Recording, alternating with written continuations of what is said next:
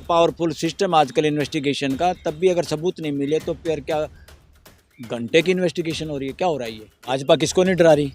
डर जाओ, चुपचाप हमारे पास आ जाओ। लोग जेलों में हैं, कैसे टाइम बढ़ा सकते हैं? सुप्रीम कोर्ट अगले दिन के लिए लगाना चाहिए ऐसे केसों में, सभी के लिए, न केवल सीएम के लिए। अरविंद केजरीवाल को क्या इससे पहले जमानत मिलेगी या एन एडवोकेट, मेरा ये मानना है it is delay on the part of judicial system of this country. शर्म आ रही है कि आप लोगों को जेल में रहना पड़ रहा है बिना ट्रायल के। हम तो को तो तभी पकड़ रहे हैं ना जब उनको लग रहा होगा। नौ सीखिए को मूर्ति बनाने का टेंडर मिल रहा है, और अब तो सुप्रीम कोर्ट ने एक और अच्छा काम किया। एक दिन एएसजी राजू को भी कहा कि आप इस तरह से कचर पचर मत। सुप्रीम कोर्ट बहुत पॉजिटिव हुआ है, बहुत सारे अलग अलग बेंचेज में अब केस जा रहे हैं इस तरह के, और जमानतों पे बहुत कमेंट कर रही है सुप्रीम कोर्ट। नमस्कार, आप देख रहे हैं फोरम 4। मैं हूं प्रभात। जिस तरीके से ईडी की कार्रवाई तो कई सालों से चालू है, जब से मोदी सरकार बनी है और तीसरा टर्म चल रहा है, लेकिन इस बीच भी लगातार ईडी की कार्रवाई चल रही विपक्षी नेताओं पर, खासकर आम आदमी पार्टी टारगेट पर है। आप देख सकते हैं किस तरीके से अरविंद केजरीवाल जो दिल्ली के मुख्यमंत्री हैं, वो लगातार 3-4 महीने से जेल में हैं। चुनाव के लिए थोड़ी दिन के लिए बाहर आए, उसके बाद भी उन्हें जेल में जाना पड़ा, अंतरिम राहत ही मिली थी। वहीं आम आदमी पार्टी के अन्य नेता जो जेल में बंद थे, मनीष सिसोदिया और विजय नायर के कविता, जिनका कनेक्शन दिखाया जा रहा था, उन लोगों को जमानत मिल गई।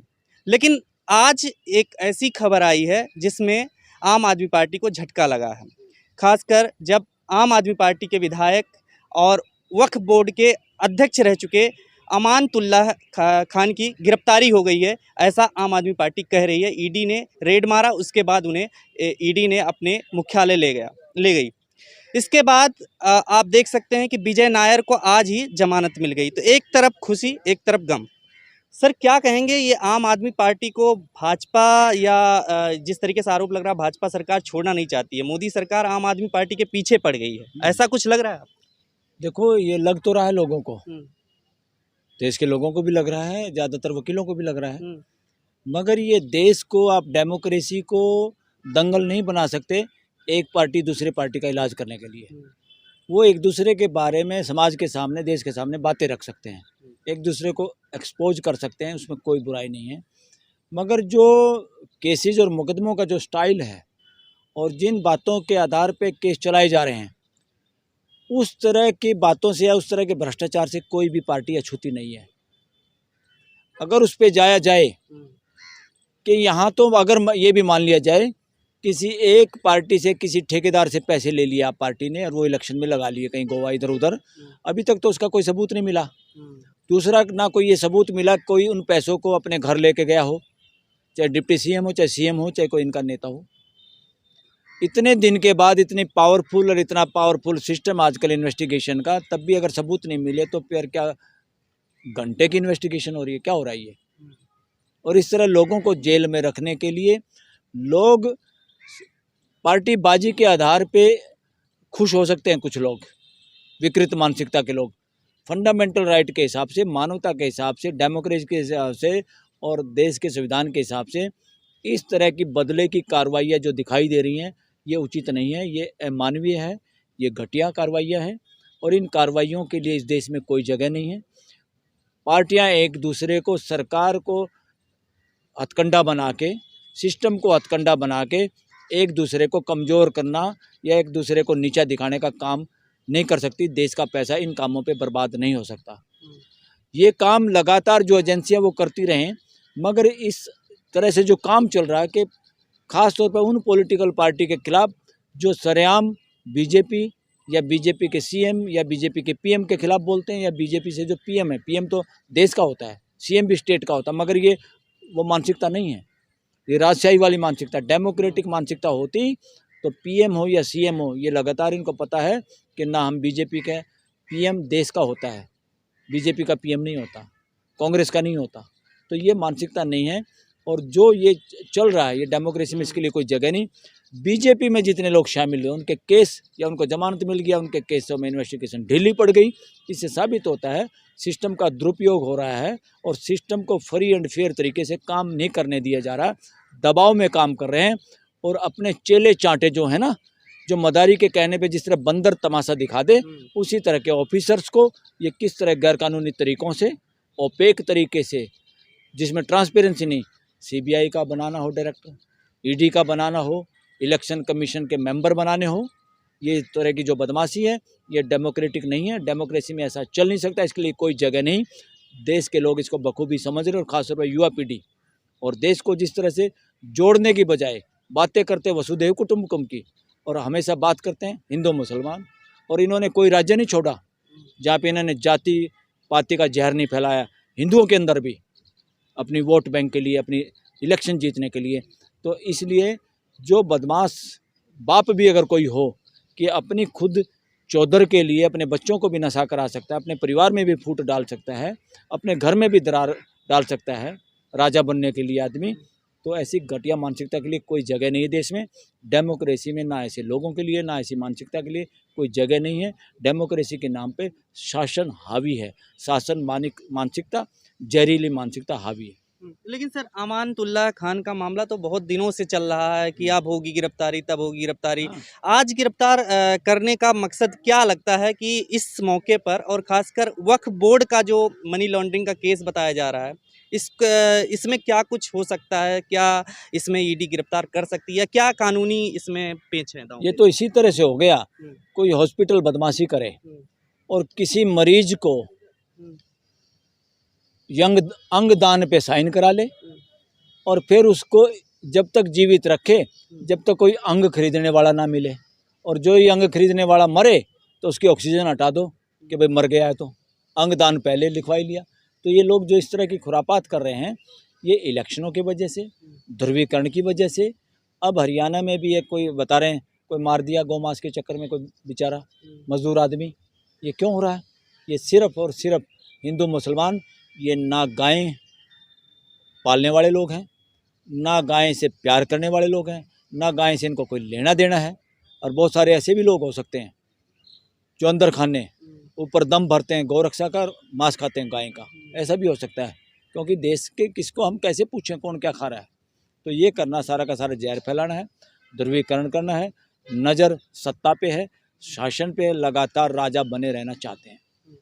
सुप्रीम कोर्ट की तमाम जमानत देते हुए टिप्पणियां आती हैं ईडी को लेकर के, लेकिन उसके बावजूद ये कहा जा रहा था कि अब मोदी सरकार जो तीसरे टर्म में बनी है, ये बैसाखियों पे बनी है, तो अब कहीं ना कहीं ईडी पर लगाम लगेगा, ऐसा आम आदमी पार्टी के नेता भी कह रहे थे। लेकिन वो देखने को नहीं मिल रहा है। इस गिरफ्तारी से, हिरासत से ये साफ हो गया है। देखो, इसमें पॉलिटिकल पार्टियों की देश मालिक है। पॉलिटिकल पार्टियां जो अपने आप में जिम्मेदार मानती हैं कि हम आपको जनप्रतिनिधि चुन चुन के देंगे, अच्छे अच्छे लोग देंगे, ये भी अपने चेले चाटों को देते हैं।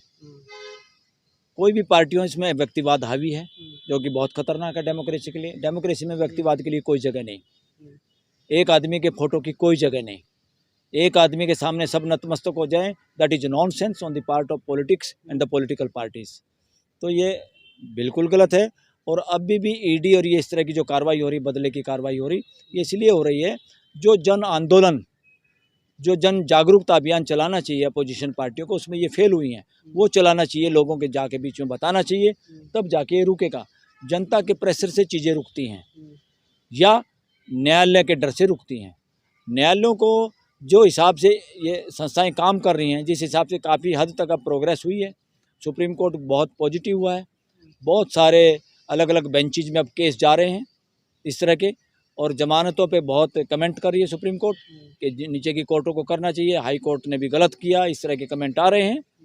और अब तो सुप्रीम कोर्ट ने एक और अच्छा काम किया, एक दिन एएसजी राजू को भी कहा कि आप इस तरह से कचर पचर मत करिए, भाव बता रहा हूँ मैं, कि इस तरह टेढ़ी मेढ़ी बातें मत करिए, उलझाने की बात मत करिए।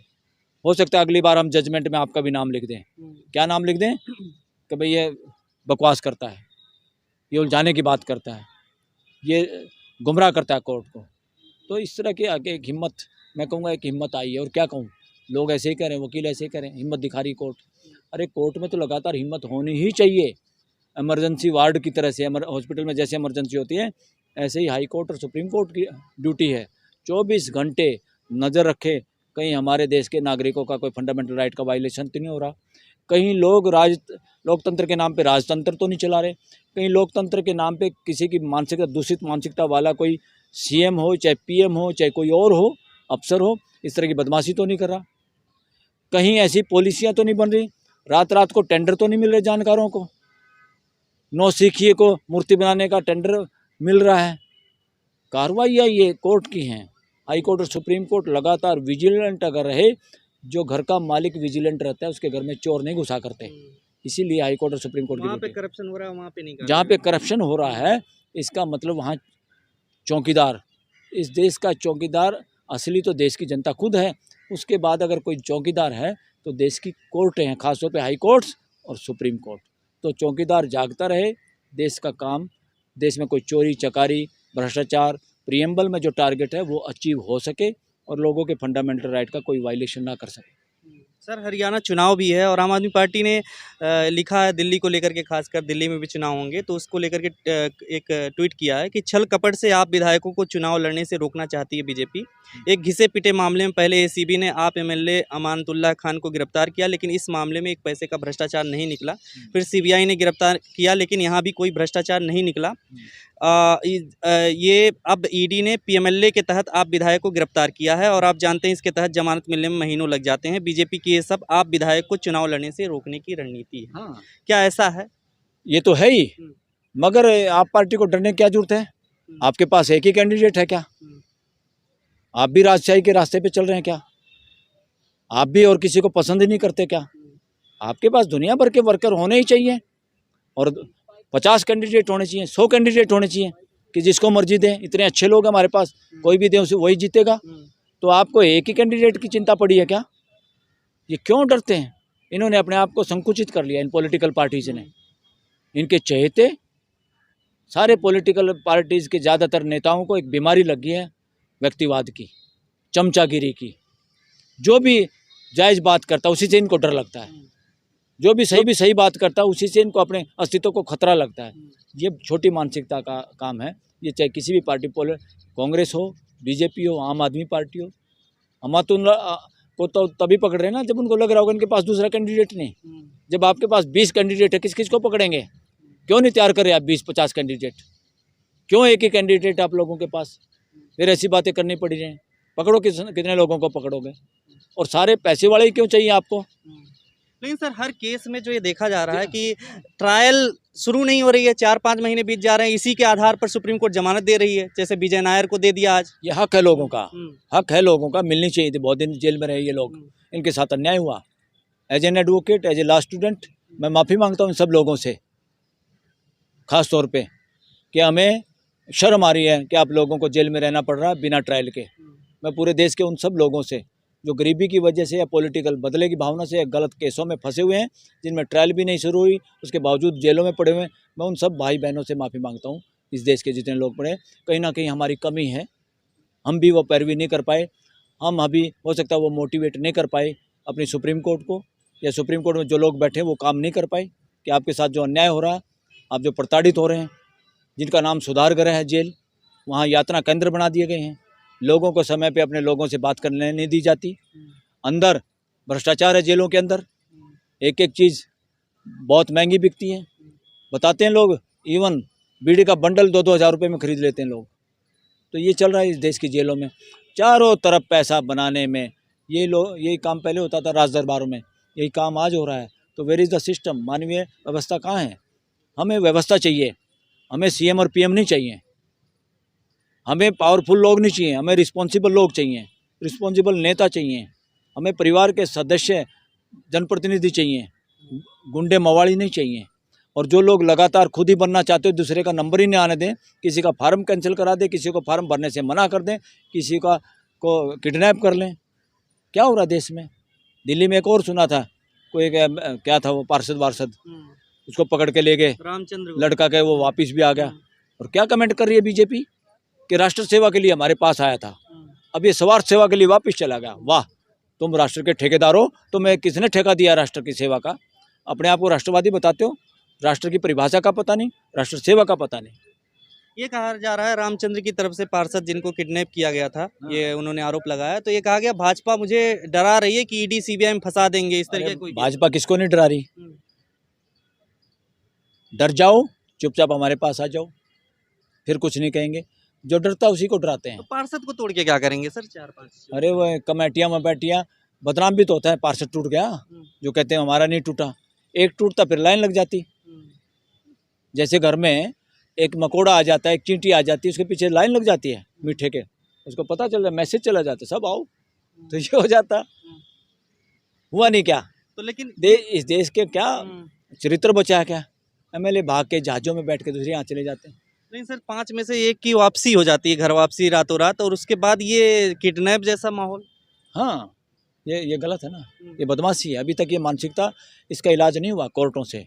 अभी इसका मतलब कोर्टों का डर नहीं है लोगों को, न्याय व्यवस्था में विश्वास नहीं है, या इनको लगता है कि न्यायिक व्यवस्था में जो लोग बैठे हैं वो हमारे अपने लोग हैं, दे विल प्रोटेक्ट अस, वो हमारे को बचाने के लिए हैं, देश के साथ न्याय करने के लिए नहीं। ऐसा इनकी मानसिकता है। अंतिम सवाल ये है कि विजय नायर की जैसे जमानत मिल गई, इसके पहले मनीष सिसोदिया को मिल गई, सुप्रीम कोर्ट तमाम बार टिप्पणी भी कर चुका है, अब हरियाणा चुनाव भी नजदीक आ रहा है, तो अरविंद केजरीवाल को क्या इससे पहले जमानत मिलेगी, या फिर मिलेगी तो फिर किस तरीके से अभी सुनवाई चालू होनी है? ये कोशिश तो यही करेंगे कि इलेक्शन से पहले उनको ना मिले जमानत, मगर मुझे उम्मीद है कि सुप्रीम कोर्ट उनको जमानत देगी, और देनी चाहिए। लेट सुप्रीम कोर्ट लेट कर रही है। As an law student, as an advocate, मेरा मानना है it is delay on the part of judicial system of this country कि जमानत नहीं हो रही, ये ठीक नहीं है। अरे तुम फंडामेंटल राइट के चक्कर में लोग जेलों में हैं, कैसे टाइम बढ़ा सकते हैं? सुप्रीम कोर्ट अगले दिन के लिए लगाना चाहिए ऐसे केसों में, सभी के लिए, न केवल सीएम के लिए या मंत्री संतरियों के लिए या पीएम के लिए, इस देश के आम आदमी के लिए, गरीब गुरबा के लिए जो जेल में पड़ा है, उसकी बेल एप्लीकेशन है तुरंत अगले दिन लगनी चाहिए। कोई बहाना बनाता है सरकार की तरफ से पीपी या सरकारी वकील, तो एक दिन छोड़ के अगले दिन तुरंत लगनी चाहिए। ये बहानेबाजी चरका के ट्रका के आप ऐसे अन्याय नहीं कर सकते देश की जनता के साथ। जुडिशियल सिस्टम का अगर आपको गार्डियन बनाया है, you are bound to do your duty. लेकिन इसमें साल लग जा रहे हैं, 2 साल बाद विजय नायर को जमानत मिली। गलत हो रहा है ये मैं इसको कहूँगा, मैं जुडिशियल अपराध है ये हमारा जो सिस्टम है वो भी कहीं ना कहीं एक तरह से अपराध करता है जब लोगों को समय पे न्याय नहीं मिलता, लोगों को फंडामेंटल राइट की सुरक्षा हम नहीं कर पाते। मतलब आपको लगता है केजरीवाल जी को जमानत मिल जाएगी? हाँ, 100% मुझे पूरा लगता है, और मिलनी भी चाहिए, इसलिए लगता है। बहुत बहुत धन्यवाद सर। खबरों में बने रहने के लिए फोरम 4 को सब्सक्राइब करें और नोटिफिकेशन पाने के लिए बेल आइकन दबाएं।